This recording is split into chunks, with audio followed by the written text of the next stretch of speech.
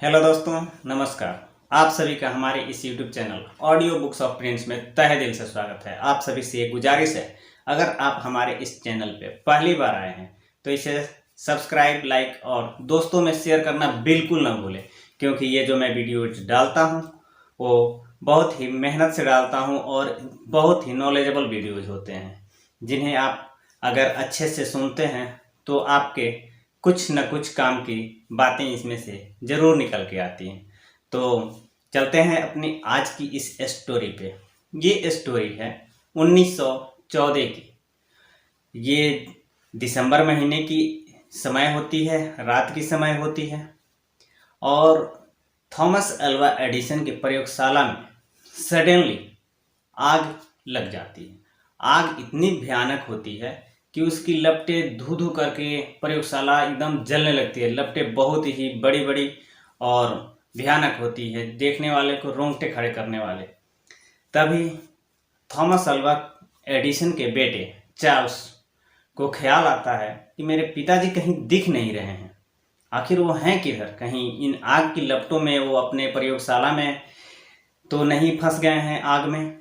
वो उन्हें पागलों की तरह ढूंढ रहा है, कभी प्रयोगशाला के इस कोने से तो कभी उस दरवाजे से, कभी उस खिड़की से प्रयोगशाला के अंदर झांक झांक करके देख रहा है। दौड़ दौड़ के इधर उधर पूरा अस्त व्यस्त होकर के एकदम पागल की तरह ढूंढ रहा है उन्हें, लेकिन वो कहीं नहीं मिलते हैं। तभी देखता है कि वो कुछ दूरी पे बैठे हुए हैं। आग की लपटों की वजह से उनके चेहरे पे लपटों की रोशनी लाल लाल दिख रही है और गर्म हवाओं से उनके बाल सफ़ेद जो होते हैं वो अस्त व्यस्त हैं, पागलों की तरह वो दिख रहे हैं कि एकदम शांत बैठे हुए हैं। उन्होंने देखा अपने पिताजी को बैठे हुए तो उन्हें ऐसा लगा कि शायद पिताजी को सदमा लग गया है उनके प्रयोगशाला में आग लगने की वजह से, क्योंकि उस समय वो 67 वर्ष यानी 67 ईयर्स ओल्ड थे और उनकी पूरी जवानी यानी ज़िंदगी भर की मेहनत उनके सामने धू धू करके जल रही थी। तो ये देख करके वो शॉक्ड हुए थे कि कहीं पिताजी सदमे में तो नहीं है। तो वो दौड़े दौड़े पिताजी के पास जाते हैं और पूछते हैं, पिताजी आप ठीक तो हैं? तो थॉमस अल्वा एडिसन बोलते हैं, तुम मेरी फिक्र छोड़ो, तुम्हारी माँ कहाँ है? तो चार्ल्स बोलते हैं, माँ को तो मैंने नहीं देखा।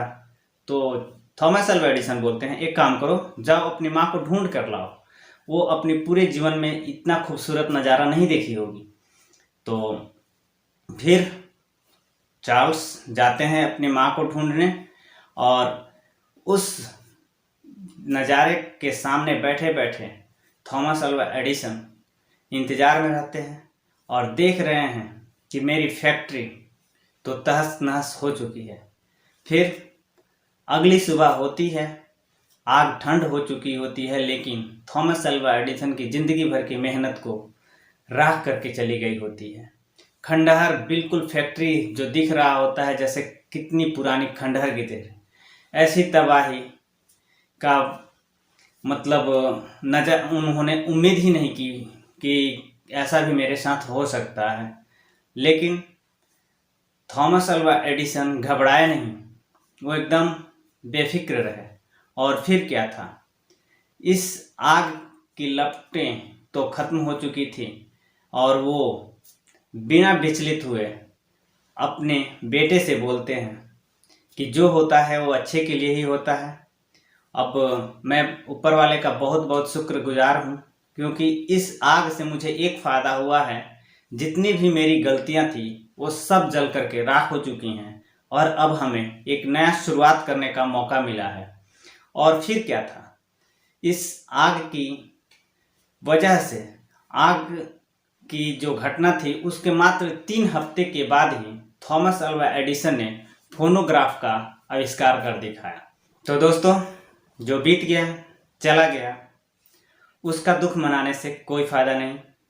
हम किसी भी दिन, किसी भी परिस्थिति में और किसी भी आयु में कोई भी काम अच्छे से करके अपने जीवन को सफल बना सकते हैं।